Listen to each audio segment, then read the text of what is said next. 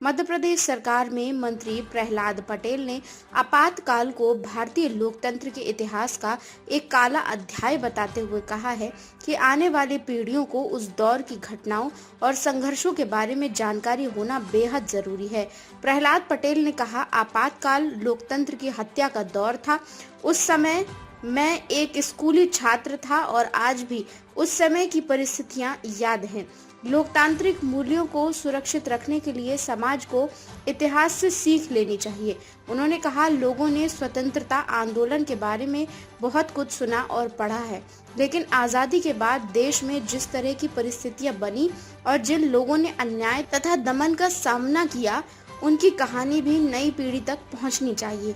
मंत्री ने कहा कि इतिहास के ऐसे अध्याय युवाओं को लोकतंत्र, संविधान और नागरिक अधिकारों के महत्व को समझाने में मदद करते हैं। उनके अनुसार लोकतांत्रिक मूल्यों की रक्षा के लिए अतीत के अनुभवों को याद रखना आवश्यक है, ताकि भविष्य में ऐसी परिस्थितियों की पुनरावृत्ति न हो।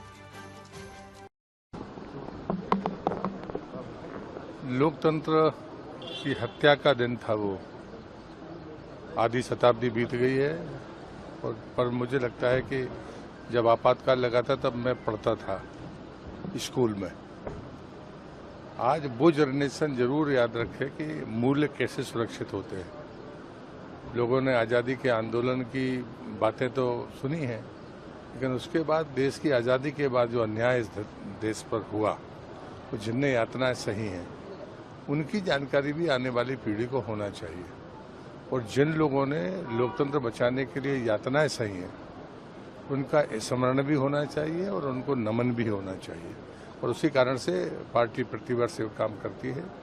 राष्ट्रवादी विचारधारा को मानने वाला कोई भी व्यक्ति, मैं दल की सीमा में नहीं मानता हूं, उसे इस अमूल्य संघर्ष को जरूर स्मरण करना चाहिए।